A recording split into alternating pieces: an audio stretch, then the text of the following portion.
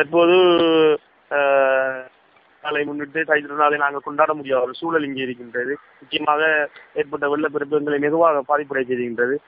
பிள்ளைகளுக்கு உடுப்பு கூட வேண்ட முடியாத அளவுக்கு எங்கள் நிலை மிகவும் பரிதாபமான நிலையிலே நாங்கள் இங்கே இருக்கின்றோம். மக்கள் தற்போது சமைத்த உணவை கொண்டு வந்து எத்தனை மணிக்கு கொண்டு வருகிறோம், எத்தனை மணிக்கு நாங்கள் காத்திருந்து அவ்வளவு சாப்பாடையும் வேண்டி சாப்பிட வேண்டிய ஒரு நிலைக்கு துப்பாக்கி நிலைக்கு தள்ளப்பட்டிருக்கின்றோம். அரசாங்கங்கள் எங்களுக்கு திறம்பட செய்து தரவும் இல்லை, இதுவரையிலே எந்த விதமான போதிய நிவாரண வசதிகள் ஏற்படுத்தி தரவில்லை.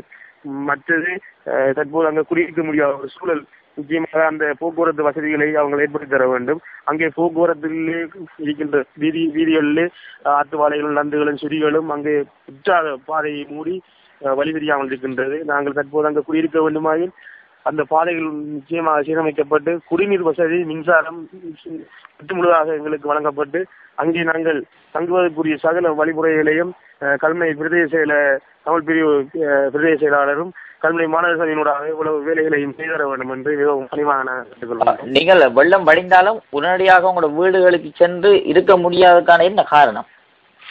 நிச்சயமாக அந்த எங்களுடைய வீடுகளுக்கு இருக்கின்ற ஆத்துவாளைகள், சுரிகள் அவ்வளத்தையும் ஒரு 2-3 நாளைக்காக இன்று வெளியாக்க வேண்டிய ஒரு சூழல் அங்கே இருக்கின்றது. சுரியால் முழுதாக வீடு மூடப்பட்டிருக்கின்றது. பாதைகள் அங்கே சரிவர இல்லாதனால் வீடுகளுக்கு செல்வது மிகவும் கஷ்டமா இருக்கின்றது.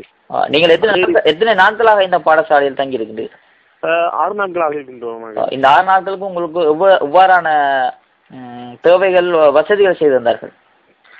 நிச்சயமாக எங்களுடைய பாண்டியர் கிராமத்தில் இருக்கிற இளம் பையன்கள், இளம் பொடியன்கள் எல்லாரும் சேர்ந்து எங்களுடைய இளைஞர்கள் ஒன்று திரட்டப்பட்டு அங்கே மக்களிடம், தனவந்தர்களிடம் போய் ஆலய நிர்வாகங்கள், கிராம சங்கங்கள், தனவந்தர்களிடம் சென்று பல உதவிகளை பெற்று மக்களுக்கு சமைத்த உணவை மிகவும் சரியான முறையிலே வழிநடத்தி கொடுத்து கொண்டிருக்கிறார்கள். அவர்களால் இயன்ற எவ்வளவு இயலுமோ அவ்வளோத்தையும் அவங்களோட முழு பலத்தையும் பிரயோகித்து மக்களுக்கு சாப்பாடில் எந்த விதமான குறையும் இல்லாமல் சாப்பாடு வழங்கி கொண்டிருக்கிறார்கள்.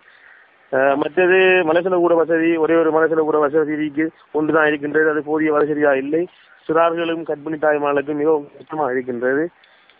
இந்திராணி, நாங்கள் இந்த வெள்ள இதால் நாங்கள் வந்து இந்த பள்ளிக்கூடத்தில் இருக்கிறோம்.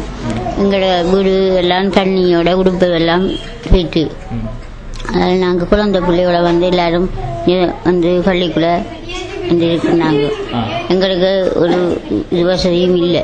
இப்போ இங்கே சாப்பாடு தராங்க, இங்கே சாப்பாடெல்லாம் தராங்க. டொய்லெட் ஒன்று தான் இருக்கு, வேற இல்லை. அது கொண்டு இருக்கிறால எல்லாரும் போற கொஞ்சம் வசதி குறைவுதான். தைப்பொங்கல் கொண்டாட முடியாத நிலையாയിരിக்கும். தைப்பொங்கல் என்று எங்களுக்கு கொண்டாட முடியாது. நாங்க எல்லாரும் வெள்ளத்தில் இருக்கிறால எங்களுக்கு ஒரு இதுவும் இல்லை. உங்களோட வீட்டுல வெள்ளம் படைஞ்சா நீங்க அங்க போய் உடனே குடியமரக்கூடிய? நாங்க வெள்ளம் அடைஞ்சோம், நாங்க போய் இருப்போம். நன்றி.